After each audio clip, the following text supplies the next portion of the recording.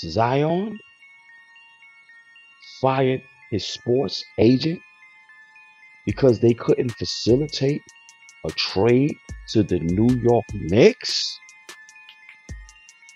Ha! Why do New York Knicks fans think everybody wants to play for the New York Knicks until they get the opportunity to play for the New York Knicks? Zion signed a 5 year extension in 2022. If he wanted to play for the New York Knicks so bad, why sign the extension? He could have just waited to become a restricted free agent. Let the Knicks, and if the Knicks wanted him to play for them, let the Knicks offer him something that the Pelicans didn't match. It's that simple. But no, he signed a 5 year extension. And here's the problem. Here is the problem, ladies and gentlemen. The 3 years left on the extension is the problem. Let's go through this. Let's go through this, ladies and gentlemen. Let's go through this. The 3 years left on his extension is not guaranteed. Did you hear me? In the NBA, non-guaranteed contract. This man was the first overall draft pick. And can you imagine he's in a contract where the last 3 years of the contract is not guaranteed? I'm gonna say that again, ladies and gentlemen. This man was the #1 overall draft pick. He signed a 5 year extension, and the last 3 years of that contract is not guaranteed. Not only is not guaranteed, let's talk about what's in that contract. 20% of the contract for next year, right? This is next year. We're going right here now. 2024. So we're going into next season. Next season, 20% of his contract for next season will become guaranteed if he passes all 6 of his weigh-in and check-ins this season. His weight and his body percentage must be less than 295 pounds. So what they're saying is, throughout the course of this season right here, the 2024-2025 season, the Pelicans is going to be having this man get on the scale 6 times. And he has to pass all 6 weigh-ins. He can't be over 295 pounds, which is a lot of weight, but he can't be under that. Or if he does, 20% of that contract is guaranteed. Just 20% of it. Let's move right along. Another 40% becomes guaranteed if he plays in at least 41 games. Stop right there.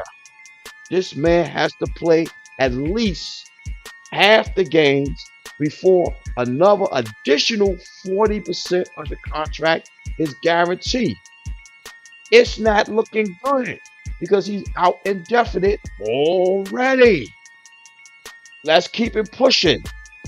Additional 20% will be guaranteed if he plays in at least 51 games. So, let's say he wins. Let's say he does all 6 of his weigh-ins and he's underweight. That means 20% of his contract is guaranteed. Let's say he plays 51 games. Then additional 60% of the contract will be guaranteed. So that's just 80% of the contract. Let's keep it pushing. The final 20% gets guaranteed again if he plays at least 61 games. So, in other words, to break it down and make things simple as it's possible, if Zion was to play 61 games this season, and pass all 6 of his weigh-ins, 100% of the money he's supposed to get next year will be guaranteed. Simple as that. The whole 100%. However, Zion missed about 11, 12 games already of the season.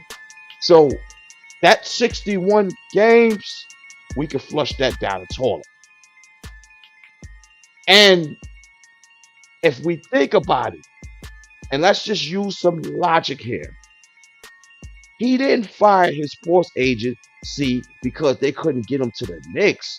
He fired them because he's saying to himself, why the hell did I let these people talk me into signing this contract? This is an NBA star. Why would I sign 5 years when only two of the 5 years is guaranteed? And I have to work for the other 3 years. So now let's be clear. Those stipulations that I said that he must, in threshold that he must meet this year for his money to be guaranteed next year, it moves on. It follows on the following year. So now, even these stipulations, the Pelicans can actually cut Zion and don't have to pay him nothing. So I guess when he sat down and he thought about it, he said, wait a minute. This is my sports agency. Why would my sports agency convince me? Or let's just say they didn't even work the ones that convinced him. They allowed him to sign such a bad deal. This is a guy who traditionally has been hurt and injured most of his NBA career. So now you're going to let him sign a contract that states that he has to meet these thresholds in order for his money to be guaranteed? If that was the case, and he wanted to play for the Knicks so bad, why not turn down extension and just become a free agent?